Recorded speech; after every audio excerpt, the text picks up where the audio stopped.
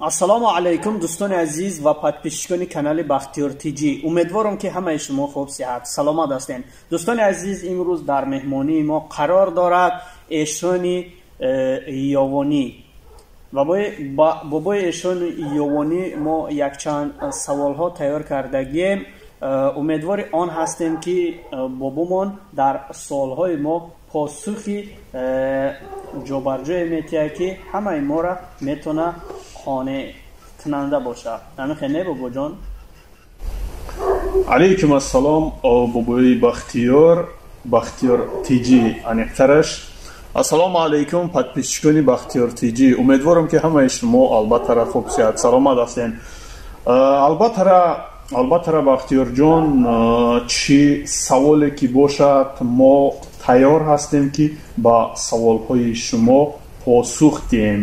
мардум яъне ки тоҷикони имрӯзаи мо, ҳар як фарди мусалмони мо ба занҳои дуюму сеюму чорум гирифтана ба худшона ҳозир як касб кардиян, ба худшона як вай кардиян ки ҳамиқати мисол оно зани дуюм, зани сеюм бигиранд, популярни одам ҳисоб мешаванд. шумо ба ҳами чӣ гуфтанӣ доред? яъне ба касоне ки вақтҳои охир зани дуюм мегиранд, ҳозир маблағ доранд, фардо ба Тоҷикистон мераванд, визашон маҳкам меша, дигар این زنی دیوما سراغ نمیکنن. شما در این باره در این مردها چی گفتنین؟ برادرانه که همین سیستم دا در موندگین و زنی دیوم زنی سیوم گرفتن میخواهین، البته زنی دیوم زنی سیوم زنی چهارم گرفتن هیچ باکی ندارد از طرف دینی مبین اسلام. بر ما از بابی و بابا کلانمان آمدگی که قوت و توانایی داشته باشی میتوانی که زنی دوم یعنی که همسر دوم همسر سوم رو برای خود روا بینی و مسئله اساسی این است که هر یک جوانی که هر یک مردی که میخواهد عائله دومی خودش را برپا کند، پس این جوان باید فکر و اندیشه فردا را کند، نه امروزه را. فردا را که کند فکر میکند، اندیشه میکند و بعدا همسری دومی خود را برای خود چکار میکند؟ البته را لایق میبیند. کسانی که مثال همسر دوم کسانی که بوزن میگیرن بهترین میشوه یک زنی جوان، یک زنی محتاج را یعنی که شما با دست میگیرین، یعنی که هم خود از زنا دست میکشی و آن زنی جوان. البته را باز کودک داشته باشد باز ثواب اون رو هم میگیری، چون که میگویند که کسی که یتیما را خرسند میکنه الله مهربان او را خرسند میکنه.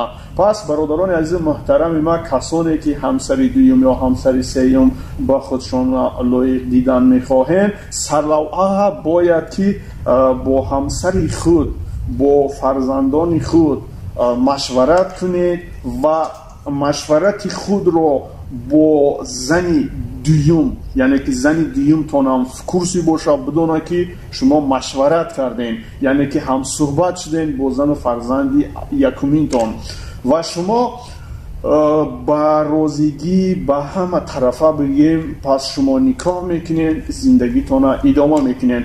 و سوال دومینه که بختیار جان با ما داد، گفت که امروز زن میگیرن قوت و توانایی دارن، فردا تاجیکستان میرون ویزشان محکم میشوه، یا آنه که دیگه نمیتونه اومده یا کسل میشوه، یک خلاصه یک رسیخت یک پرابلم میشوه که دیگه جوان با فدراسیون روسیه اومده نمیتونه. پس چی باید کرد؟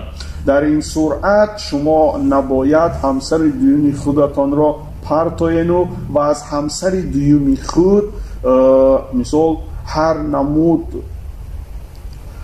گونامه‌ای که میگن فکرای بد میکنین که ما در تاجیکستانم همسری ما در روسیه حاضر و یگان تایفتگ انم طریف فکرها را نکنین، چون که هنگامی که شما همسر دیوم قبول میکنین شما سوگند میخورین، شما نکاح مسلمانی میکنین، شما ایدیتا نباید خیانت کنین. کسی که خیانت میکند خود با خود البته را جواب میدهد. هر که در گناههای خودش جواب میدهد.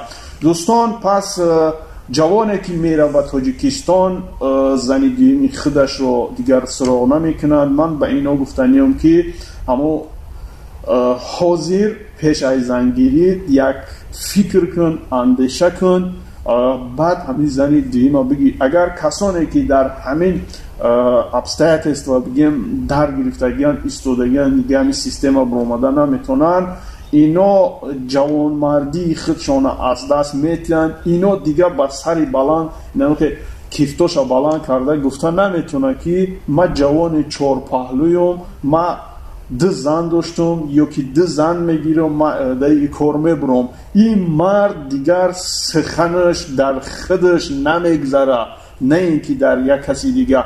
این وقتی که یک زنی جوان میگیری استفاده میبری در فدراسیون روسیه میپرتایی، شما علاکه بیناموس و علاکه شما یک مرد دیوس حسابیده میشوین که هر گناهی که این زنی دیو میکند البته خود گناهگار میشود این زن و با این گناهایش یعنی که 50 در 50 تقسیم میشود به گردن طور بیناموس مرد جوان.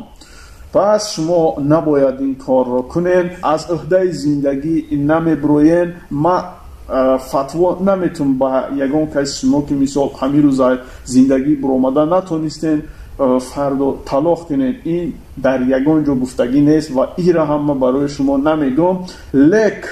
لک یک عمر اگر قطعی شمیخ زندگی کردنی نباشی و به زنجیر بندش کردگی باشه که تو همسری می در همونجا میمری میگردی شو نمیکنی، پس تو برادر عزیز خطا میکنی. وقتی که مردی جوان همسر دیما به خود لایق میبینه، این مرد عهده‌دار است به هر یک کمبودی هایی که زنی دویم دارد.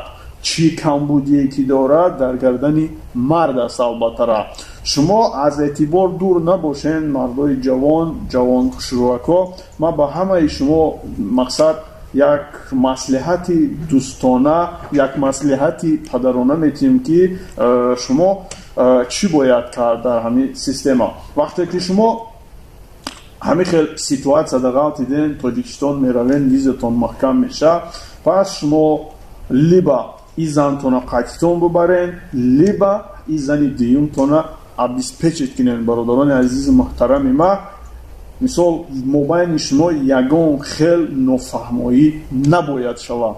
هنگامی که شما میخواین زوراوری میکنین که ها همسری مای میمره تا زنده بدنشه، در همونجا میسته من زنی سرته ندارم. زنی سرته نداری، پولش رسخود نمیکنی، یگان کمبودیوش اجرا نمیکنی، فقط زنگش میزنی، دشنامش میکنی و این زنی جوان هر روز چی میخوره، چی میپوشه، در چی سیتواتسی الله مهربان میدونه. پس این زندگی شما علاکه زندگی نیست. این زن میتونه که با قاضی ها، با داملای امروزه بگیم با فتوا وای کنه، با سود مراجعت کنه. اینا میتونن عقد نکاح شما را بیکار کنن و سود باشد با اینا طلاق میتیه که این زنی جوان میتونه باز شوهر کنه.